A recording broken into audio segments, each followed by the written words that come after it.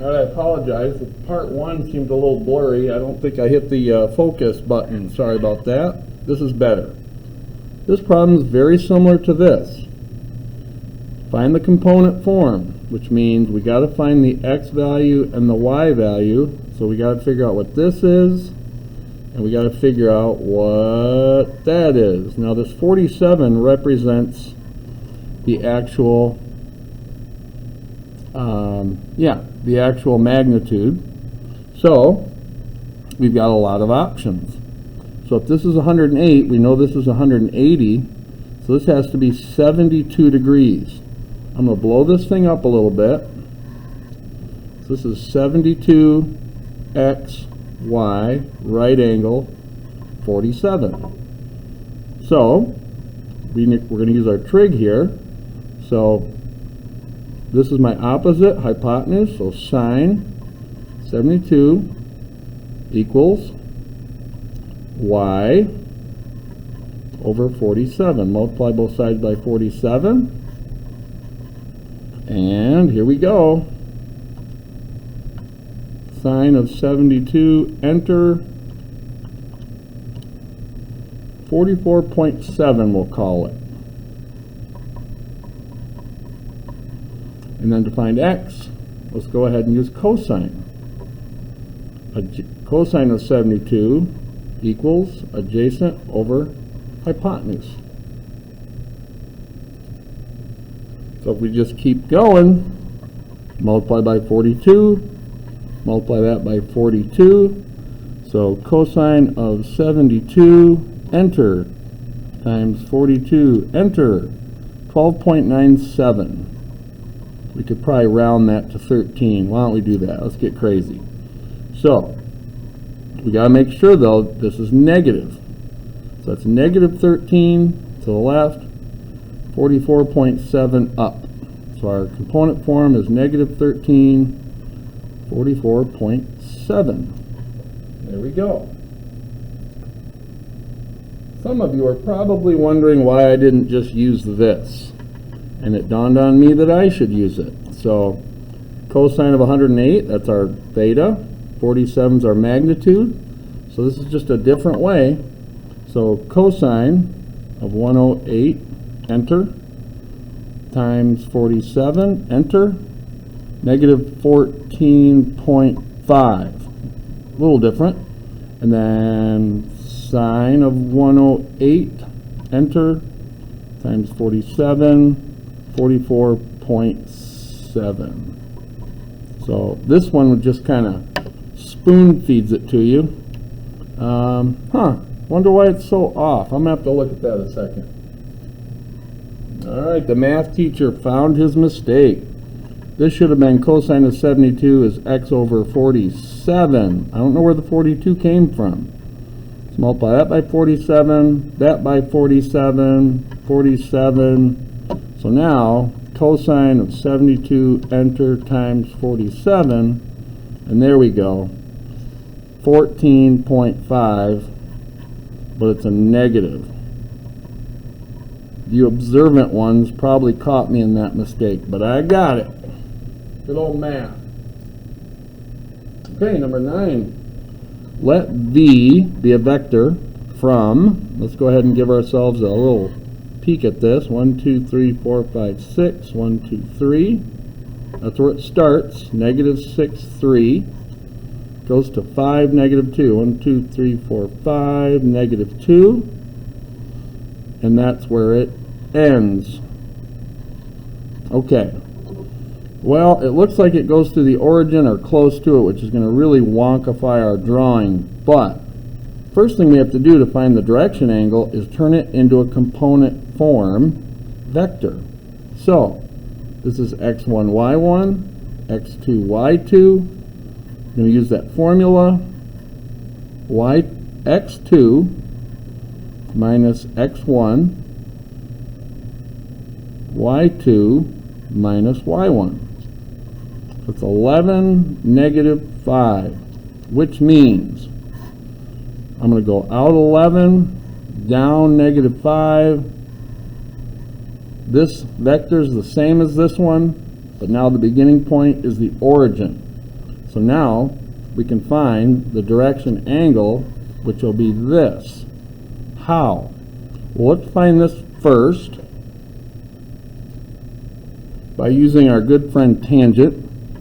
So tangent of theta, because it's a right triangle, we can use SOHCAHTOA, -5/11. So if I take my calculator, clear that out, I'm going to go second tangent, -5 divided by 11, enter. So it's telling me this is -24.44 degrees. But remember, our direction angle is never negative, so we're going to go, 360 minus 24.44, and there it is, 335.56 degrees. Number 10. Find the smallest angle. Better stop there. Let's just give these guys names, A, B, C. So in the way I have it labeled, the smallest angle has to be C, because that's opposite the smallest side. So I'm going to use the formula C squared equals A squared plus B squared minus 2AB cosine of angle C. Now, I know the law of sine wouldn't work because I don't know any angles. But with that in mind, C squared equals A squared plus B squared minus 2 times A times B cosine of angle C. This is 125, so I'm going to subtract it right now. So I get -116 equals, this is 50 times 2, so it's -100 cosine of angle C. Divide by -100, divide by -100, and I'm going to get cosine of angle C equals, let me figure that out, 1.16. So now I'm going to go second cosine, 1.16, error. Uh-oh, I made this problem up. It was supposed to work out, but maybe it doesn't.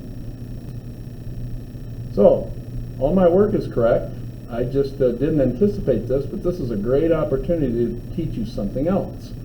Let's go back to what the graph of cosine looks like. Remember, cosine goes up and over like this, goes like this, and so on. Why am I showing you this? Well, remember, cosine can't be greater than 1, and it can't be less than -1. Notice this is greater than 1. So we could have seen from here that we're like, wait, nope. So this is a no solution. There are no triangles with those dimensions, amazingly enough. All right, our first multiple choice question. So our right answer is there somewhere. So here we go. I've got it all labeled. I drew it to the best of my ability. Angle A is 120, angle B is 15. Side C is 2, and they're asking us to find side A. Remember, you want to use the law of sine if it works. So if we're trying to find side A, we got angle A.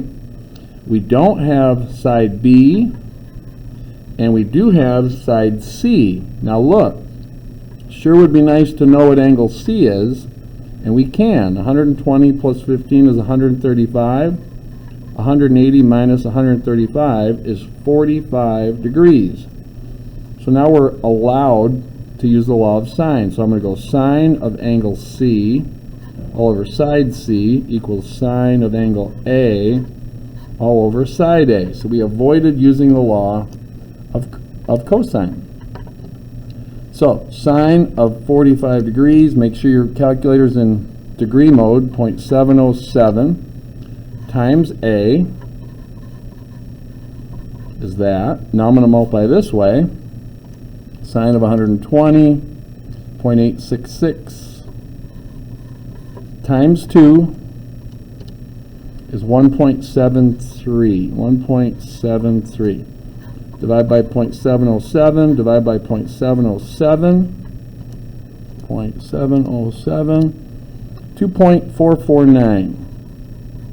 I'm just going to look for whatever's closest. So, as you can see, this probably rounds to 2.5. But you can see 2.4 is the closest thing, so we're going to go with it. Option A. Okay, let's go to number 12. Let me get the drawing set. Okay, so here we go. Again, like this problem, we got away with using the law of sine, which is easier than the law of cosine. But as you see, we got this angle, no side, no angle, but the sides. There's no way we can use the law of sine. So, because we're trying to find side C, we're going to use this formula.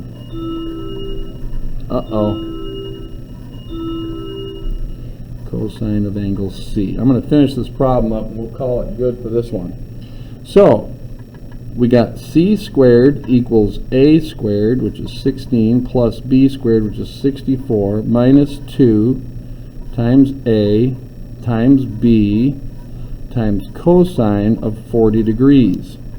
So this is C squared equals 80 minus, so I'm going to figure all this out. So cosine of 40, enter, times, I'm going to go 3264, 49 point, we'll just call it 49. So I get C squared equals 80, that'd be 31. So now we take the square root of both sides. So second, 31, 5.56, which rounds to 5.57. There you go.